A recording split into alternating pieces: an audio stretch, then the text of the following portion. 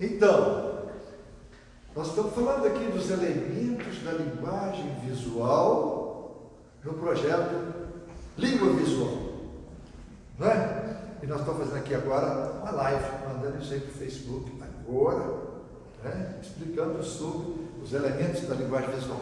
Falamos do ponto, da linha, da cor e do espaço pictórico como elemento da linguagem visual.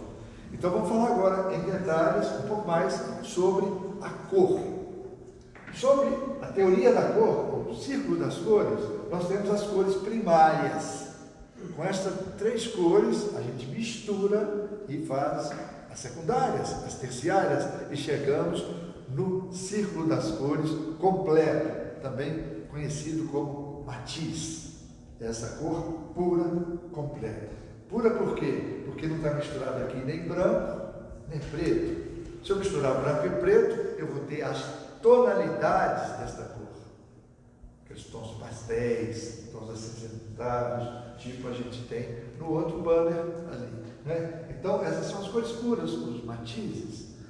As cores primárias são o amarelo, o magenta e o ciano. Às vezes se ensina tradicionalmente que é o amarelo, o vermelho e o azul. Por quê? Porque quando eu misturo o amarelo com o ciano, eu obtenho essa cor nessa posição, que é o vermelho. Se eu misturar o amarelo com o ciano, eu obtenho o verde. E se eu misturar o magenta com o ciano, eu obtenho o azul. Então, o azul e o vermelho foi obtido como uma cor secundária. Ela não pode ser primária. As cores primárias, então, o amarelo, o ciano e o magenta. O famoso CMYK. C de ciano, M de magenta, Y de yellow e o K é do black, é o preto, que tem no cartucho de tinta para você fazer impressão. E não tem o branco, por quê? O branco, no caso, está no papel. O papel já tem o branco. Aí você mistura, né? As primárias e o preto para mexer nas tonalidades. E aí você obtém essa imagem linda, fotográfica, que está aqui, por exemplo, impresso. Isso aqui foi impresso com CMYK, com essas cores primárias. Ok? Então, não sei se vocês já viram sobre cores, já estudaram sobre isso? Sobre as cores primárias, secundárias, sempre as cores? Não, não é? Então, com essas cores primárias, você realiza as demais cores. Nesse círculo das cores, costuma dizer que essa região de cor quente e essa região de cor fria. Eu não gosto dessa terminologia, porque isso não tem nada a ver com temperatura. Isso tem a ver com temperamento. E o que é temperamento?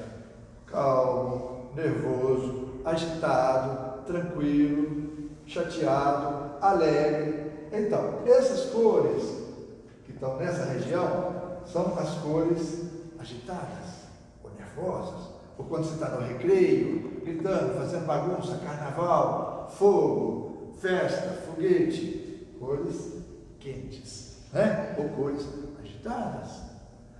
E no outro lado temos as cores frias, que são cores calmas, que é o verde, o azul celeste, e essas cores são calmas, repousantes. Se você vai fazer, por exemplo, uma embalagem para vender um produto, um shampoo, um perfume, você vai usar cor quente ou cor fria? Cor fria. Ela é refrescante, ela é tranquila, ela é calma, né? Então, isso é muito usado no processo de comunicação dos produtos. Você vai comprar um chocolate marrom, você vai vir vermelho, né? E aqui, cor calma. Então, isso é utilizado na arte como forma de expressão do temperamento. A gente poderia entrar em mais detalhes só para falar da mistura cromática, o sistema aditivo e o sistema subtrativo. O sistema aditivo mistura luz, ondas eletromagnéticas na forma de luz, perceptíveis. Então nós temos aqui o RGB, que está na televisão, que está no monitor do computador, que está no seu celular. de red, G de green e B de blue. RGB. Misturando RGB, o que nós temos no centro? O branco. Quando mistura, luz. E aí, quando mistura, no sistema subtrativo, quando misturo as cores primárias, ciano, magenta, amarelo, nós temos no centro o preto, o black. Teoricamente, na verdade, se misturar isso, na prática, você vai ter um cinza escuro, mais ou menos. Não é? Então, se aqui eu tenho branco, luz, no sistema subtrativo, que usa materiais, matéria, giz de cera, tinta, lápis de cor, isso não é luz, isso é matéria. E quando eu misturo, eu tenho aqui o black. E utilizando isso, utilizando essas cores, você tem diferentes tonalidades. Quando você mistura essas cores com o cinza, né? O branco, o preto. E aí você tem as tonalidades das cores. A cor pura, né? Que é o matiz, que está nesse círculo das cores. Aqui nós temos o matiz.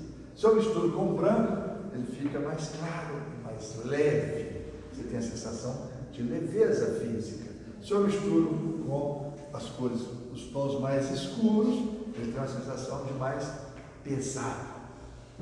E esse peso é importante na hora de percepção do equilíbrio dessa imagem. Quando você põe esse quadro na parede, se o quadro estiver desequilibrado, vai parecer que ele vai tombar para um lado ou para o outro lado. E quando você equilibra, isso dá uma ideia de conforto. E isso é fundamental na percepção da beleza da obra de arte. Esse balanceamento, esse equilíbrio por analogia à força física, né? Nesse processo. Então, essas são funções das cores. Tem outros detalhes que eu não vou entrar aqui em detalhes, mas que dá essa ideia de distância. Cores que se aproximam de você e cores que se afastam de você. Então, a cor, nós temos atributos relacionados com a ideia de peso, com a ideia de distância e com a ideia de temperamento, calmo, agitado. Epa, isso serve para eu expressar calmo, agitado, tranquilidade, pesado, perto, distante. São atributos da cor, que somado aos atributos da linha também, como disse, linha calma, nervosa, agitada, e os atributos dos pontos, é o meu repertório, são os meus recursos de expressão, utilizando a linguagem. Qual linguagem? Visual. Visual. Só tem uma aluna aqui nessa turma, pelo amor de Deus, todo mundo. Né? Vão participar. Agora eu quero conversar com vocês. Linguagem visual. Nós estamos falando de linguagem visual. Né? Então, outros atributos é pegar essa cor pura, misturar o branco. Nós temos aqui baixa saturação cromática, seja com cores claras. A baixa saturação cromática, a baixa saturação cromática pode ocorrer com a mistura de tons claros, e aí nós temos esses tons pastéis, esmaecidos, enfraquecidos. Por quê? Porque pegou a cor pura e misturou branco. Ou então, essa cor pura e mistura os tons preto e cinzas escuros. Daí você tem baixa saturação em tons escuros, tristes. Isso tem a ver com esse temperamento de alegre ou triste da própria cor também. E isso serve para expressar o quê? A minha tristeza, ou a minha alegria, ou a minha leveza. Isso vai caracterizar a obra de arte. São recursos de expressão. Recursos de expressão utilizando atributos percebidos por nós na cor, nas frequências de onda. Né? E daí podemos fazer harmonias com isso. Diferentes formas de combinar essas cores. Nesse caso aqui, por exemplo, nós estamos fazendo uma utilização de contraste, utilizando as relações complementares ou opostas. Eu prefiro a ideia de oposta, porque ele está do lado oposto no círculo das cores. Por exemplo, se eu tenho o amarelo, qual a cor que está do outro lado do círculo? O roxo.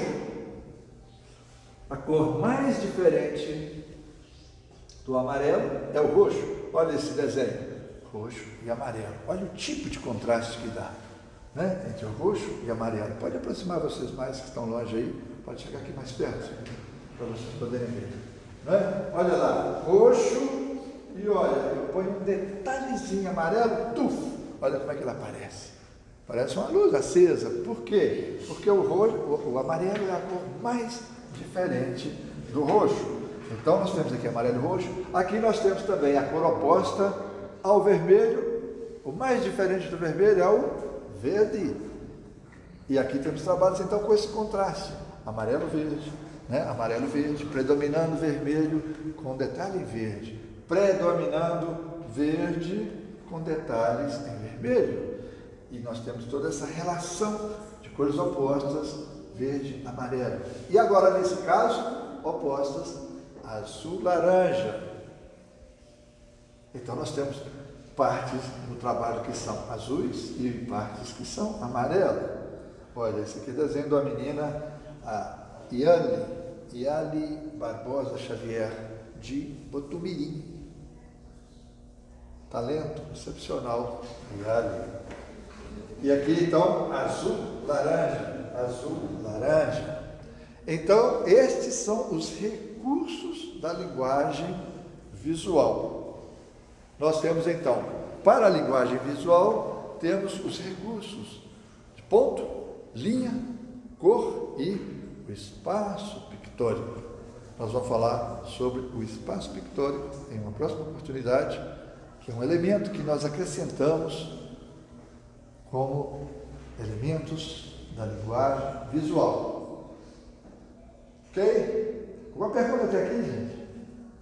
Vamos ver então agora do outro lado, as obras de arte, pode ser a partir daqui, olha.